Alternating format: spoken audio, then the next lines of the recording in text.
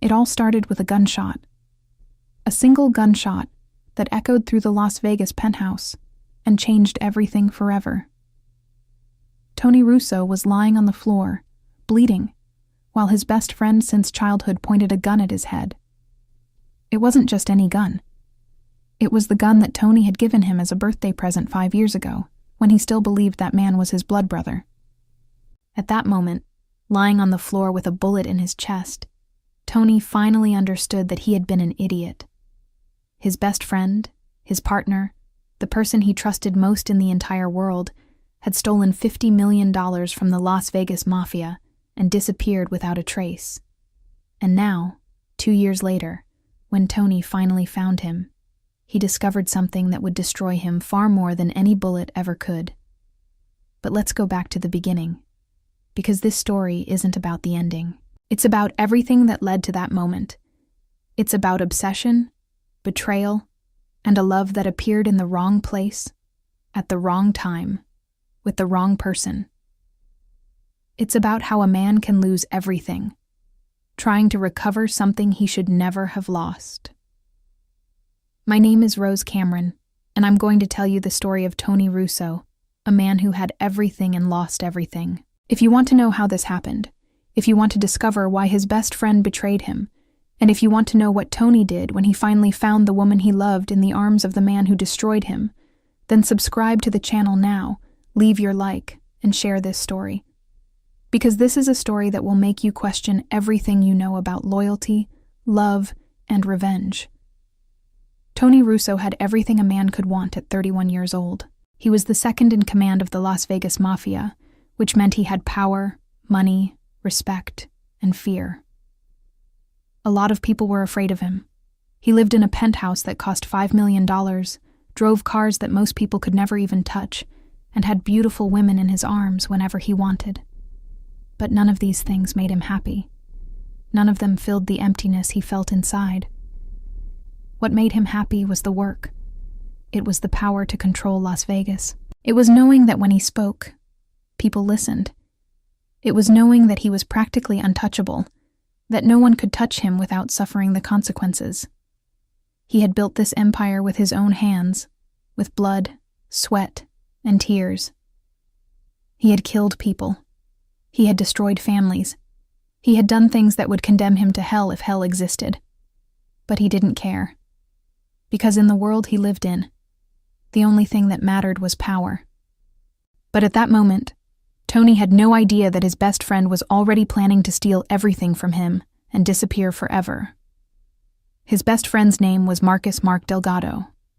They grew up together on the streets of Las Vegas, in a neighborhood where the mafia was the law. Their parents were friends, their grandparents were friends, and they were destined to be friends from the day they were born. Mark was the kind of man who would do anything for you. Or at least that's what Tony thought. Mark was more handsome than Tony, more charismatic, more charming. Women fell at his feet. Men wanted to be like him. But Mark always put Tony first. Or so it seemed. Together, they formed a practically unbeatable duo. Tony was the strategist, the man who planned everything with military precision. Mark was the executor, the man who made things happen. When the head of the Las Vegas mafia, a man named Vincent Caruso, decided he needed someone to manage his international operations, he chose Tony and Mark. This meant they had access to everything. They knew where the money was kept. They knew what the most dangerous secrets were. They had the power to destroy everything if they wanted to. And that's exactly what Mark did. And the worst part? Tony still had no idea that there was a woman behind all of this. A woman who would completely change the meaning of betrayal. It all started on a normal Tuesday. Tony was in his office, reviewing the numbers from the previous month's operations, when he received a call from Vincent Caruso. His voice was calm, but something was wrong.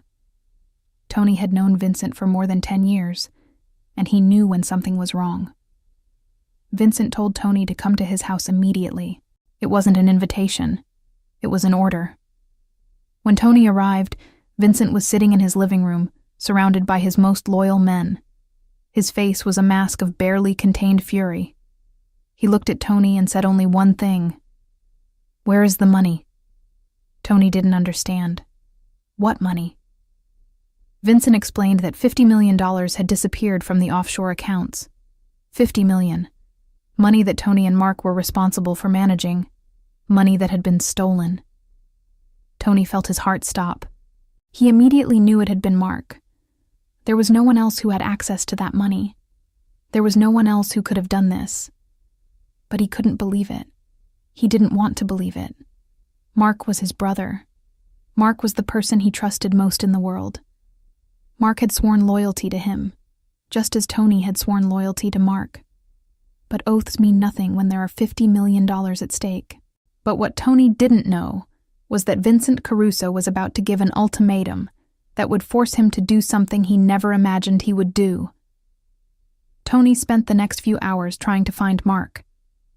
He called his phone. No one answered. He went to his house. It was empty. He went to his offices. Also empty. Mark had disappeared.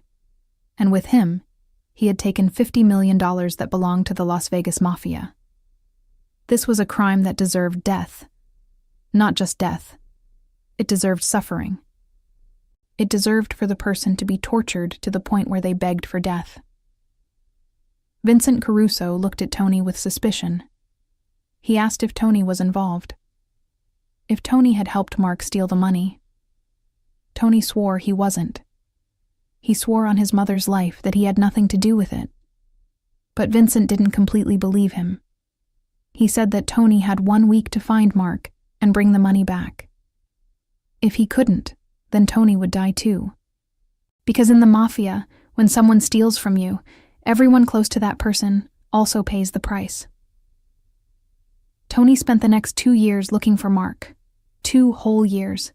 He spent millions of dollars on private investigators. He used his contacts across the country. He traveled to cities he had never heard of. He interrogated people who knew Mark. He followed leads that went nowhere. He slept only a few hours a night. He ate only enough to survive.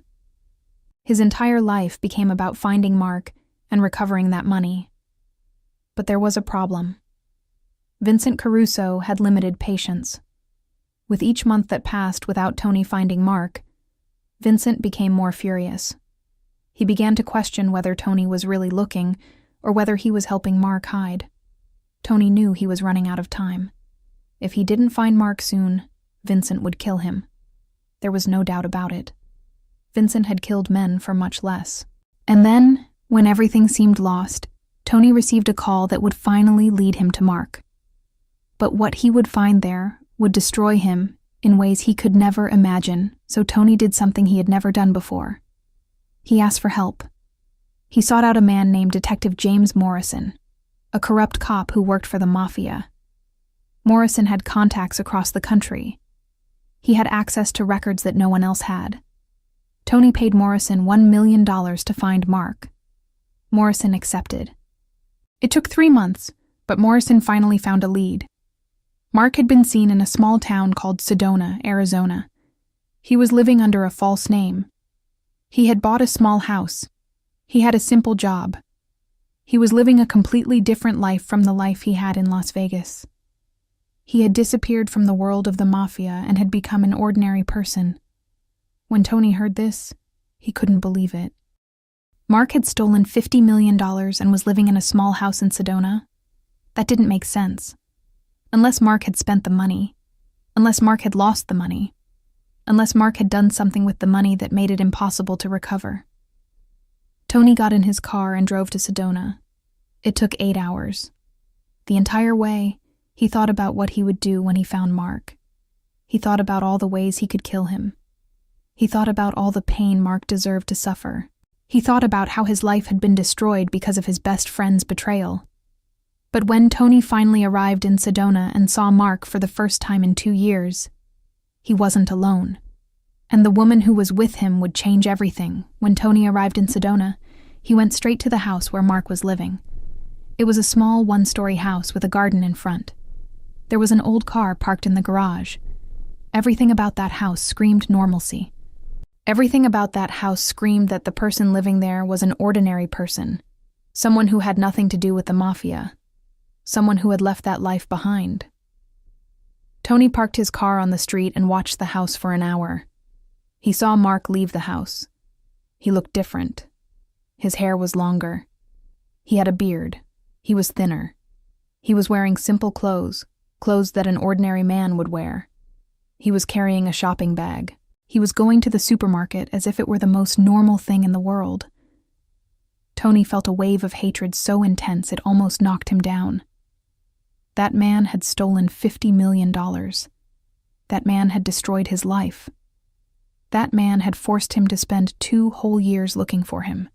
2 years of obsession. 2 years of sleepless nights. 2 years of suffering. And now he was here, living a normal life, as if nothing had happened. Tony waited until Mark came back home. When Mark entered the door, Tony was waiting for him, with a gun in his hand. Mark saw Tony and his face went pale. He knew the moment had come. He knew that Tony had finally found him. He knew he was about to die. "Tony," Mark said, raising his hands. "I can explain." "Explain," Tony said, pointing the gun at Mark's head. "Explain why you stole $50 million. Explain why you betrayed me. Explain why you deserve to live." But before Mark could respond, something happened that would make Tony lower the gun and question everything he thought he knew about his best friend. Mark took a deep breath. He said he had stolen the money because he was tired. Tired of killing. Tired of lying. Tired of living a life of crime. He said he had planned it for years. He said he had saved money in secret accounts. He said that when he finally had the chance, he took the money and disappeared. "But the money?" Tony asked. "Where is the money?" Mark hesitated. He said he had spent most of it. He had used it to help people. He had used it to build a new life. He had used it to redeem himself for the crimes he had committed. Tony felt the anger explode inside him. He was about to pull the trigger when the bedroom door opened. A woman came out. She was beautiful, with long brown hair and blue eyes. She was wearing a robe. She looked at Tony with fear, but she didn't run. She walked slowly to Mark and put her hand on his shoulder. "Don't do this," she said to Tony. "Please, don't do this." Tony looked at her. Something about her face was familiar. Something in her eyes made him hesitate. He asked who she was. "My name is Sarah," she said. "I'm Mark's girlfriend, and I'm pregnant." But when Mark revealed who Sarah really was, Tony felt the ground disappear beneath his feet, because she was the daughter of the man he had killed. Tony lowered the gun slowly. He looked at Sarah, then at Mark, then back at Sarah. Something wasn't right. Something didn't make sense. He asked Mark who this woman was. Mark took a deep breath and told the truth. Sarah was the daughter of a man named Robert "Bobby" Castellano, a rival mafia boss who had been killed 5 years ago. She had been kidnapped as a child, but had managed to escape. She had changed her name and disappeared. No one knew where she was. No one knew she was alive. But Tony knew. Tony knew exactly who Robert Castellano was, because Tony was the man who killed him. Tony had killed Sarah's father. He had entered his house, pointed a gun at his head, and pulled the trigger. He had done it because Vincent Caruso had ordered it. He had done it without hesitation. He had done it as if it were the most normal thing in the world. And now, 5 years later, he was looking at the daughter of the man he had killed. He was looking at the woman Mark loved. He was looking at the mother of Mark's child. "Do you know her?" Tony asked Mark. "Yes," Mark said. "I met her a year after you killed her father. She was working in a restaurant in Phoenix. I went in there, and when I saw her, I knew. I knew she was Bobby Castellano's daughter, but she didn't know who I was. She didn't know that I had helped plan her father's death." And then Mark revealed a secret that would explain everything. A secret that would show Tony that the betrayal was actually an act of redemption. Tony felt the ground disappear beneath his feet. He asked why Mark had done this, why he had gotten involved with the daughter of a man he had helped kill. "Because I loved her," Mark said simply. "Because when I saw her, I knew I had to get out of that life. I knew I had to disappear. I knew I had to redeem myself for the crimes I had committed. And the only way to do that was to disappear with her. The only way to do that was to steal the money and start a new life." Tony looked at Sarah. She was trembling. She was scared. She didn't know who Tony was. She didn't know that he was the man who had killed her father. She didn't know that he was a killer. She didn't know anything. "Does she know?" Tony asked. "No," Mark said. "I never told her. I never told her about my past. I never told her about you. I never told her about anything." Tony lowered the gun completely. He was confused. He was lost. He had come here to kill his best friend. He had come here to recover the money. He had come here to get revenge. But now, looking at Sarah, looking at the woman Mark loved, looking at the mother of Mark's child, he didn't know what to do. Because there was something more. There was something that Tony hadn't told anyone. There was a secret he had kept for 5 years, a secret that had tormented him every day since he had killed Robert Castellano. And when Tony finally revealed that secret, everything would change forever, because Sarah would discover that the man who killed her father was also the man who saved her 5 years ago. When Tony had killed Robert Castellano, he had seen Sarah. She was only 13 years old at the time. She was hiding in a closet, trembling with fear. Tony had seen her blue eyes looking at him through the crack in the closet door. He had seen the terror on her face. He had seen innocence being destroyed at that moment. And Tony had let her live. He had let her escape. He had pretended he hadn't seen her. He had lied to Vincent Caruso and said the girl had disappeared before he arrived. He had risked his own life to save the life of a child he had never seen before. He didn't know why. He didn't know what had possessed him at that moment. He was a killer. He was a man who had killed hundreds of people. He was a man who had no conscience, who had no mercy, who had no humanity. But at that moment, when he saw the blue eyes of that child, something changed inside him. Something awakened. Something he thought had died long ago. So Tony had let Sarah live. And for 5 years, he had wondered what had happened to her. He had wondered if she had managed to escape. He had wondered if she had managed to live a normal life. He had wondered if she had managed to be happy. And now, here she was, alive, happy, pregnant, living a normal life with the man who loved her. Tony looked at Sarah again. He saw those same blue eyes he had seen 5 years ago. He saw that same innocence. But now there was something more. There was love. There was hope. There was life. "What is your real name?" Tony asked Sarah. Sarah hesitated. She looked at Mark. Mark nodded. Sarah took a deep breath and said her real name. It was Sarah Castellano. She was Robert Castellano's daughter. She was the daughter of the man Tony had killed. But when Tony confessed who he was, Sarah would have to make a choice that would define the rest of her life. Tony felt tears stream down his face. He hadn't cried in more than 10 years. He didn't know he was still capable of crying. But here he was, crying, as he looked at the daughter of the man he had killed, as he looked at the woman his best friend loved, as he looked at the mother of his best friend's child. "I am the man who killed your father," Tony said to Sarah. Sarah went pale. She looked at Mark. Mark put his arm around her. Sarah began to cry. She asked why. She asked why Tony had killed her father.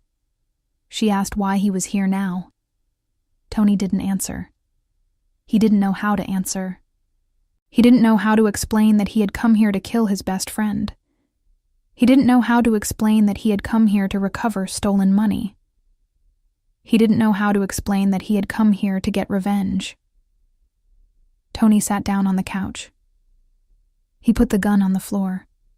He looked at Mark and Sarah, and he finally understood everything. He understood why Mark had stolen the money. He understood why Mark had disappeared.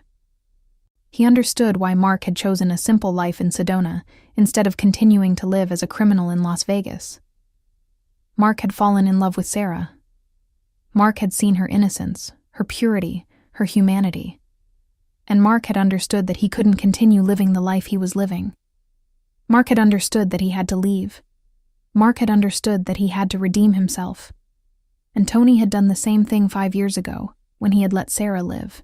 Tony had seen that child. And something inside him had changed.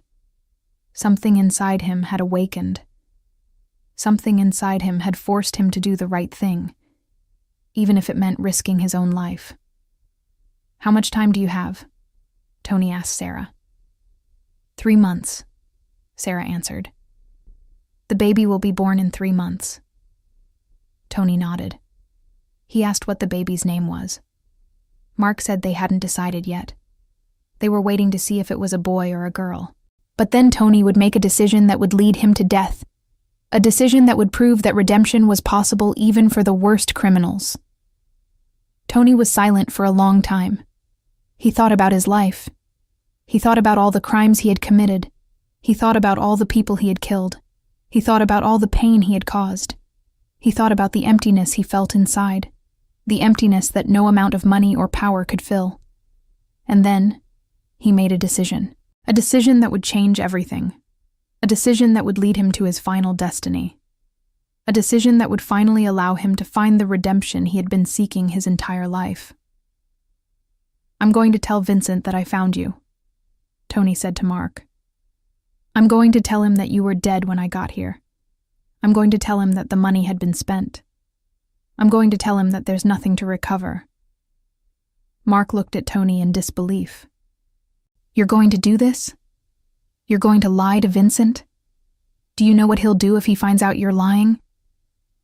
"Yes," Tony said. "I know exactly what he'll do. He'll kill me. But that's the price I have to pay. That's the price for the life I've lived. That's the price for the innocence I destroyed." Sarah began to cry again. She asked why Tony was doing this. She asked why he was sacrificing his own life for them. Tony looked at Sarah, and he saw that 13-year-old child again. He saw those blue eyes full of fear. He saw that innocence being destroyed. And he understood that he had to do this. He had to redeem himself. He had to do the right thing, even if it meant dying. "Because you deserve to live," Tony said to Sarah. "You deserve to be happy. You deserve to have your child. You deserve to have a normal life, a life away from the mafia, a life away from violence. And the only way for you to have that is if I disappear. The only way for you to have that is if I die." And then Tony would drive back to Las Vegas, knowing that he was about to face his final destiny. Tony drove back to Las Vegas. It took 8 hours. The entire way, he thought about what he was about to do. He thought about how Vincent Caruso would react when he said Mark was dead. He thought about how Vincent would kill him. He thought about how his life would end. But strangely, he wasn't afraid. For the first time in his life, Tony wasn't afraid of death. Because he knew he was doing the right thing. He knew he was redeeming himself. He knew he was saving the life of an innocent woman and her innocent child. When Tony arrived in Las Vegas, he went straight to Vincent Caruso's house. Vincent was waiting for him. Vincent asked if Tony had found Mark. Tony said he had. Vincent asked where the money was. Tony took a deep breath and told the truth. He said that Mark had spent all the money. He said that Mark had used the money to disappear, to start a new life, to redeem himself for the crimes he had committed. He said that when he arrived in Sedona, Mark was dead. He said that Mark had committed suicide, unable to live with the guilt of what he had done. Vincent looked at Tony with suspicion. He asked if Tony was lying. Tony said he wasn't lying. Tony said he had seen Mark's body. Tony said he had buried Mark's body with his own hands. Vincent didn't believe him. Vincent knew that Tony was lying, but Vincent had no proof. Vincent had no way of knowing if Tony was telling the truth or not. Vincent had to make a choice. He could kill Tony, but if Tony was telling the truth, then he would be killing an innocent man. Or he could let Tony live. But if Tony was lying, then he would be letting a traitor live. But Vincent had already made his decision, and nothing could change what was about to happen. Vincent chose to kill Tony. Vincent Caruso pointed a gun at Tony's head. He said that Tony had one last chance to tell the truth. He said that if Tony didn't confess that he was lying, he would kill him. Tony looked at Vincent. He saw a man who had spent his entire life living in fear. He saw a man who had killed hundreds of people.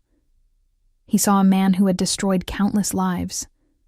He saw a man who would never be happy, who would never have peace, who would never have redemption. And Tony understood that he didn't want to be like Vincent. Tony understood that he had to break the cycle. Tony understood that he had to do the right thing, even if it meant dying. "I'm telling the truth," Tony said to Vincent. "Mark is dead. The money is spent. There's nothing to recover." Vincent pulled the trigger. Tony fell to the floor. He felt the bullet enter his chest. He felt warm blood flowing down his body. He felt life slowly abandoning him. But strangely, he didn't have pain. He had peace. For the first time in his life, Tony had peace. As he was dying, Tony thought about Sarah. He thought about the baby who was about to be born. He thought about the life they would have together. He thought about how his sacrifice had saved those lives. He thought about how he had finally done the right thing. And then, everything went dark, and Tony Russo finally found the redemption he had been seeking his entire life. 1 year later, in Sedona, Arizona, Sarah was sitting in a park with her son. His name was Tony. She had named her son in honor of the man who had sacrificed his life to save them. Her son was 1 year old. He had Sarah's blue eyes and Mark's smile. Mark was sitting beside them, watching his son play in the grass. He had a scar on his face, a reminder of his previous life. But he had left that life behind. He had redeemed himself. He had found peace. Sarah looked at Mark and asked if he ever thought about Tony. Mark said he thought about Tony every day. He said that Tony had sacrificed his life to save them. He said that Tony had finally found redemption, even if it meant dying. Sarah put her hand on his shoulder. She said that Tony had been a good man, even though he had done bad things. She said that Tony had chosen to do the right thing in the end. She said that Tony deserved to be remembered as a hero, not as a criminal. And as they watched their son play in the grass, as they watched the life that Tony had sacrificed everything to save, they understood that love was more powerful than revenge. They understood that redemption was possible, even for the worst criminals. They understood that a man could change, could redeem himself, could find peace, even if it meant dying. Tony Russo had come to Sedona looking for revenge. But what he had found was far more valuable. He had found redemption. He had found peace. He had found the meaning of his life, and in the end, that was all that mattered.